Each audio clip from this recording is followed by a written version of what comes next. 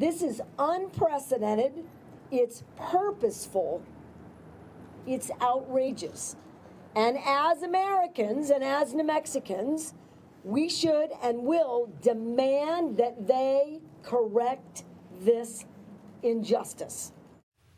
Good evening, New Mexico. I mean, people are frustrated, and it doesn't matter their politics at this point. The standoff in D.C. is putting nearly 500,000 New Mexicans alone in danger of going hungry in just a matter of days. And our state lawmakers are trying to stop the pain. And today, the governor announced our state will be putting up $30 million in food benefits for New Mexicans who will lose their SNAP benefits this weekend if the federal government remains closed. But that money will only go so far. And then what? Yeah, and that's what Monica Logroño tried to figure out when she spoke with the governor today. So, Monica, I mean, this is $30 million, but it's only going to cover about 10 days of food assistance. Yes, so the money will go directly into EBT accounts this Saturday, the same day that the federal SNAP benefits go on hold because of this government shutdown. But come November 10th, New Mexicans will be back on this chaotic carousel. And Governor Michelle Lujan Grisham says she's already looking at the next Band-Aid. No state, including this one, can replace the federal SNAP benefit. But New Mexico's state lawmakers are trying to replace at least some of it. We have enough money immediately to keep food on the tables for needy New Mexico families for 10 days. Come this Saturday, the state will use $30 million in emergency funding and executive orders to provide food assistance money to New Mexicans who rely on SNAP benefits. But the state money will only cover 30% of what folks typically receive.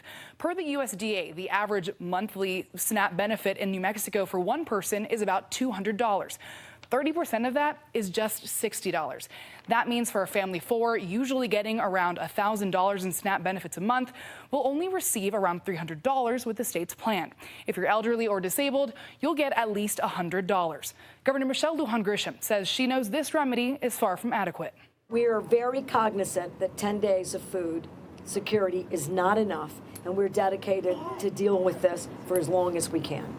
We have several vehicles after the 10 days, and a special session is not outside the realm of opportunities.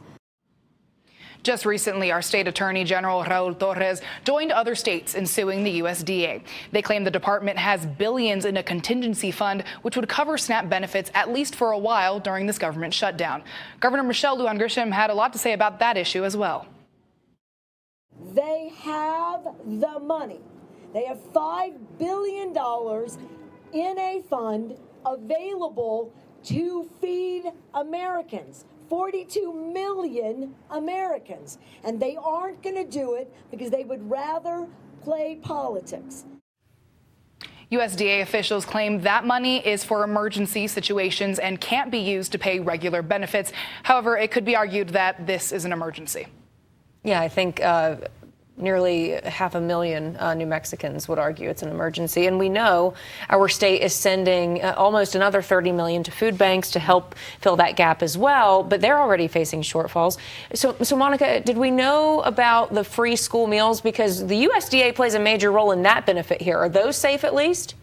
Yes. So Governor Michelle Lujan Grisham again said that money is already appropriated when I asked her earlier today. Okay, Monica, some relief there for parents, at least for the time being. Thank you so much. In the meantime, we've talked all about keeping local kids fed, but also what about our elderly who rely on food assistance as well? Well, we went to Storehouse, New Mexico today to talk about that very issue. Leaders say nearly 80,000 people came to their facility last year alone looking for food. About a quarter of them were seniors. For those who can't go directly to the food bank, delivery is always an option, but we should tell you that spots are already filling up fast. I will let you know that there is a long waiting list for that right now. Obviously, with everything going on, we've received dozens and dozens of calls, and we have that booked out through January.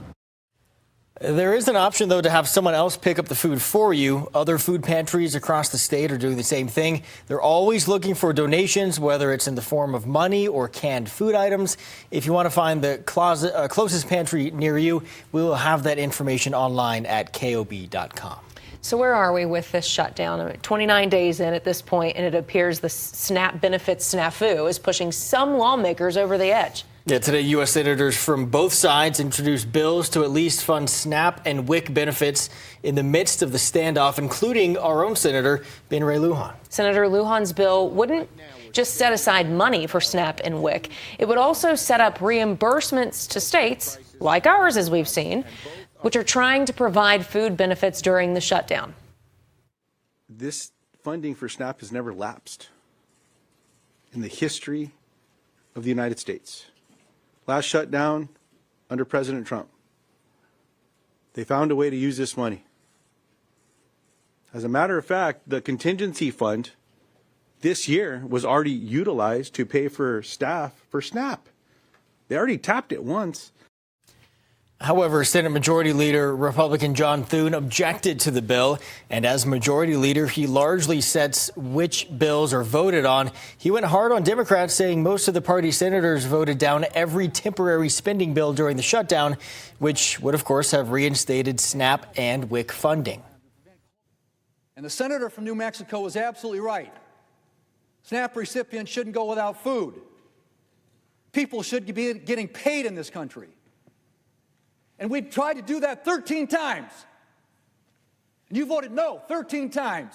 Is there an objection? Problem is still that Democrats want those bills to include efforts to keep insurance premiums from rising. Republican Senator Josh Hawley is backing a similar SNAP and WIC funding bill to Senator Lujan's. Senate Minority Leader Chuck Schumer claims his party would support it if it gets to the Senate floor. We'll see where that goes.